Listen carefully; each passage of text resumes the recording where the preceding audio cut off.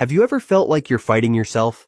Like part of you wants to do what's right, but another part of you wants to do what feels good, and yet another part is just confused? You're not crazy. You're not broken beyond repair. You're just made of more than one part. You are body, soul, and spirit. And today, we're going to talk about each one, because if you don't understand how you were designed, you'll struggle to understand why you're at war within. Let's break it down. 1. The flesh, your earth suit. Let's start with the flesh. The flesh is your body, your physical nature. It's your cravings, your impulses, your appetites. It wants what feels good now, no matter what it costs later. The Bible often uses the word flesh, not just to talk about your skin and bones, but about your fallen, self-centered nature that resists God. Romans 8:7 says, "The mind governed by the flesh is hostile to God. It does not submit to God's law, nor can it do so." The flesh doesn't want to pray. It doesn't want to forgive. It doesn't want to wait, trust, or serve. The flesh says, if it feels good, do it. If it's hard, avoid it. If it's painful, numb it. The flesh is loud, it's impatient, and it's always hungry for something: lust, pride, power, attention, control. And if you live by the flesh, you'll always be restless, because the flesh can't be satisfied. 2. The soul, your inner world.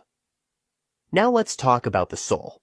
Your soul is your mind, will, and emotions. It's the seat of your personality, your thoughts, desires, feelings, and decisions. It's where you reason, where you dream, where you love and grieve, remember and imagine.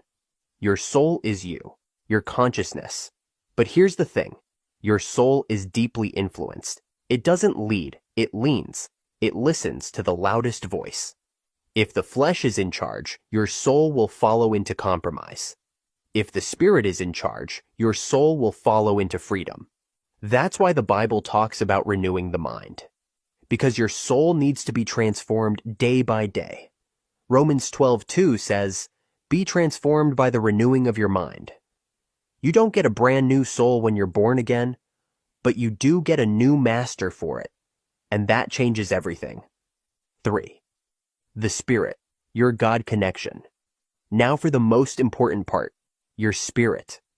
This is the deepest part of you. The part that connects with God. The part that was dead in sin and came alive when you were born again. Ephesians 2:1 says, "You were dead in your transgressions and sins." Not physically, not emotionally, but spiritually.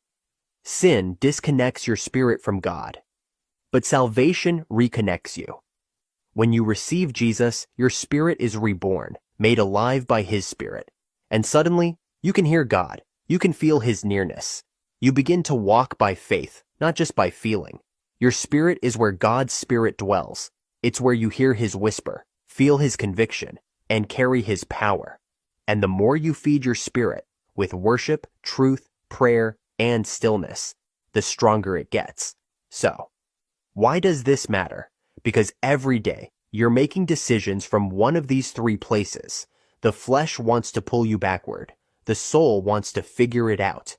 The Spirit wants to lead you forward into God's will. Galatians 5:17 says, "The flesh desires what is contrary to the Spirit, and the Spirit what is contrary to the flesh."